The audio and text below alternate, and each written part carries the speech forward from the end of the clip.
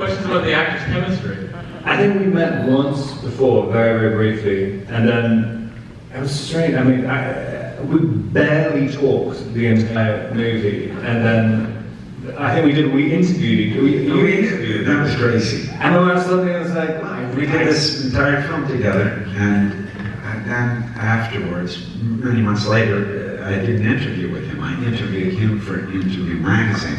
And I thought, God, we went kind of through the same experience. We thought a lot of the same things, but I had no sense of that while we were doing it.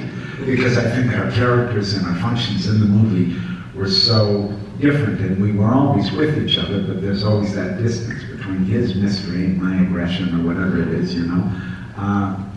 It's not like we just worked, you know. We didn't talk about the work, we just did it. And it's only after the fact that we sort of got to know each other. Is that fair? Mm-hmm. Yeah. We're going to close things off in front here, but yes, both of you will go one after another. You first, to the right.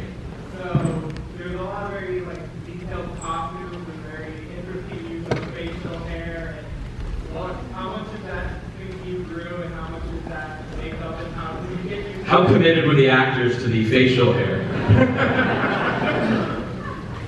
That was me. But the teeth. My teeth aren't great. I felt the need to have even funkier teeth, so I worked for the teeth. And Rod's just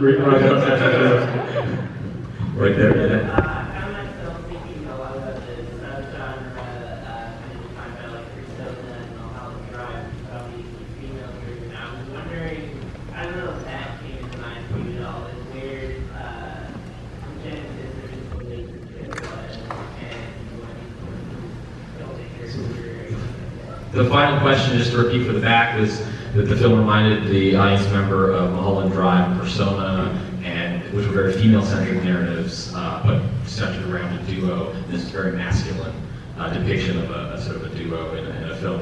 Were those influences, or what kind of drew you to this idea of two men bonding and coming apart this way?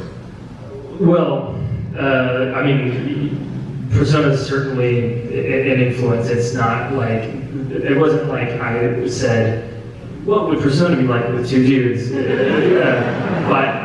But the idea of doing a period Lighthouse film that I wanted to be a very remote lighthouse and a stag station. Like there were other lighthouses where you would bring a family, but I thought that it would to make it a two-hander, it would need to be this kind of stag station, and in order to make it historically accurate, it would be two men, and